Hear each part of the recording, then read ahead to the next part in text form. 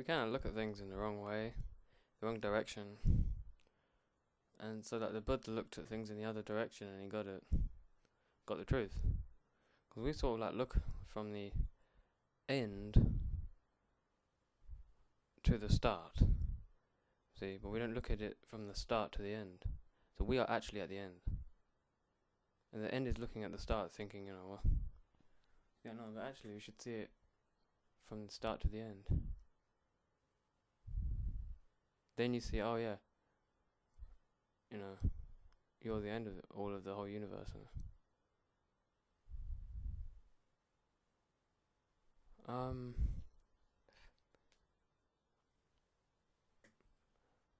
And you see the galaxy, got 100 trillion stars. That's like absurd. That's ridiculous. I mean, that is like a universe, really. It's not just one. If you look at our kind of Earth things, you have to magnify it into the, the spiral galaxy, and then you go into it so tinily, and you find one sun, one solar system out of 100 trillion other solar systems. One solar system out of 100 trillion solar systems,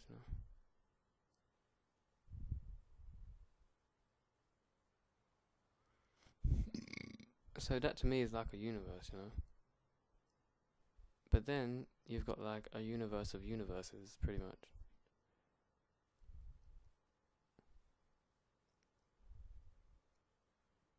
Because you haven't just got that massive universe, which you're a part of, the spiral galaxies, nebula. What am I going to call it?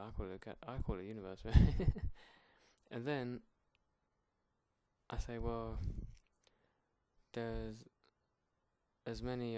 There's like 100 trillion solar systems in this universe. And then there's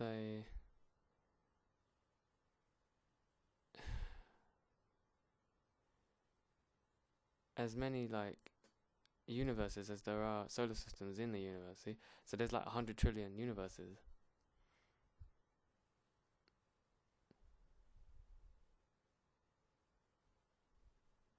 In the universe.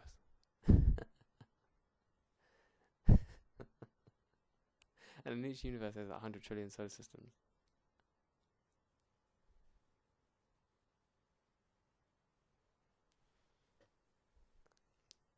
And yeah, are we like at the most special place? Yeah, or are we like just a place, but there are other places like this too? Because the same physics, the same chemistry, same biology, same life can evolve, really. Possibly. And there's so many possibilities for it to happen, it's likely that it happened. It happened here. See, here's the thing. We don't see that we're like in the coolest place, one of the coolest places. See, because we're here, we can't see it, Like, that's why we're looking in the wrong direction. That's the difference between being unenlightened and enlightened, asleep and awake.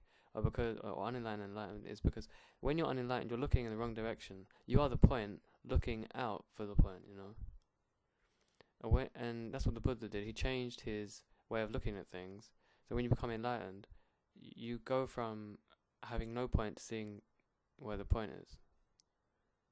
So you go from the universe to coming here, instead of here going to the universe. So it's like the end is going to the start. That's the wrong way of looking at it. That's backwards. And that's why you don't get the truth. You get lies. If you want to get the truth, you have to get it in the right direction. You have to look at it in the right direction, which is from the start to the end. That's from the universe to Earth.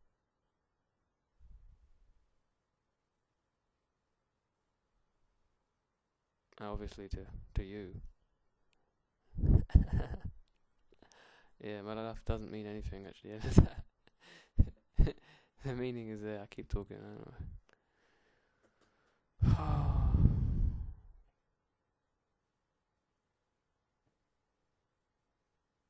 So like your perception changes, isn't it? When you're enlightened and when you're unenlightened, it's a change of perception, and that means that you look at things in the opposite direction, opposite way. So that means that you see the truth, you don't see lies. You're not in the mind, you're in the senses. It means that you appreciate this as everything is okay, and you appreciate this as cool, as if you're in heaven right now. as existence is heaven. Like the world of truth. If you're in that, you'll see that, but you can't see it when you're in the mental world.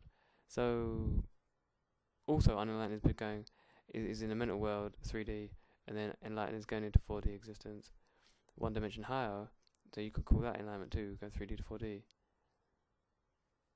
It's coming into the truth of existence, and seeing actually is looks so much different when you're in existence. When you're in non-existence, you can't really see it. But then the truth is just like a change of perception. And it just hits you, like a light bulb, eureka, Enlightened.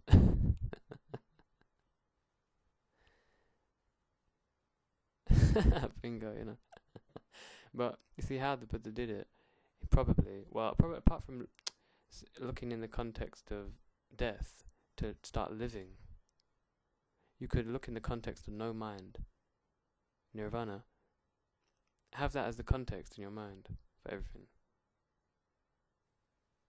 So then you kind of like see the reality more. You don't interfere with it with your mental ideas. And so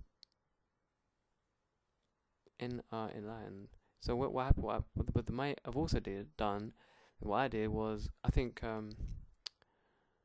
you basically you have to go out of the universe into another universe to appreciate the universe you're already in. So you can do many things, but basically he was apparently under a tree looking at the stars and that, and then the last star went because the morning was coming up, and then he had like no mind, and then he was one with the universe. So he had no like block or knowledge to get in the way of being one with nature. So, but the thing was, I would say that he went so far into his mind, but thinking about stuff into the universe and that, and then he came back to the beginning with that context, and then you're looking at from the beginning to the end. You're looking in the right direction, and you see the truth. And he was in such wonder at just what existed.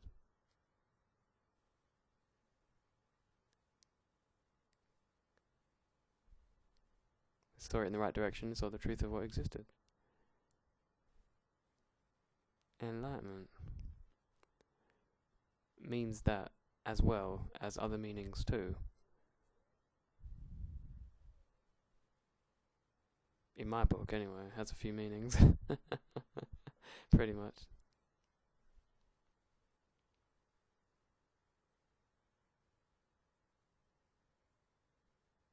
You can also get there in this method.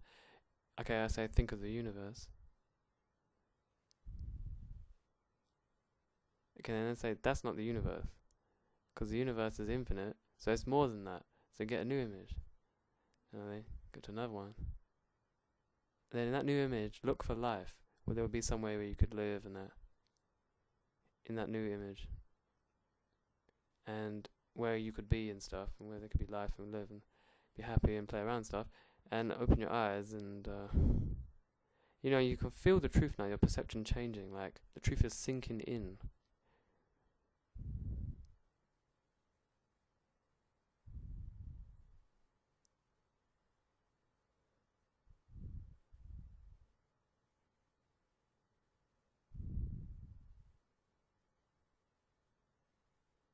It's kind of like, whoa, that is cool.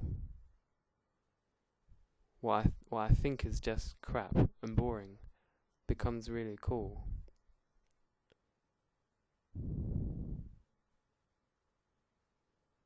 And it sinks in, it's like a sinking feeling. It's like the truth kind of sinks into you when you're realizing it. Your perception changes gradually, like not too gradually, but within the 5 seconds. And then you can feel that kind of like truth setting into you, and the whole setting changing, like from boring to being awesome.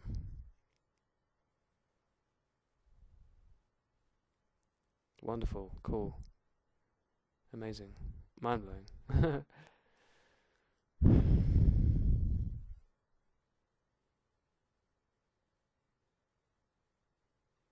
there's no need to act in existence. See, that's the thing. There's only acts in like the mental world, which act worried, act all this kind of stuff, all kinds of acts, and you can have fun with that. But the existence, there's no such thing as an act. No, it's all real. It's all what exists, you know. So the truth is there in the existence, and you have to go into existence to see the truth. You can't think about, oh, that's just existence, and I just know what the truth of it is, and yeah, it just exists, because you're still in the thinking area. You're not actually, you haven't walked into existence yet. You're still in the thinking area, see, and there you can't know what exists. You can't see what exists, so you have to actually go there to know that actually then it changes. The world changes and everything's different. You're in the world of truth. You're enlightened, see. And how do you get into existence? Well, you have to change the way you look at things. In the mind, you look at things from end to beginning, but in the existence, you look at things from beginning to end. So you just change the way you look at things, a direction, and therefore existence becomes the point. Not existence looking for what the point is, but the point becomes existence. See? And when you're enlightened, you can see that because you're looking from start to end, from beginning to end. And the end is what exists. Joy, love, fun, happiness, relationships, everything around you that you think is normal, actually, everything is extra normal, abnormal.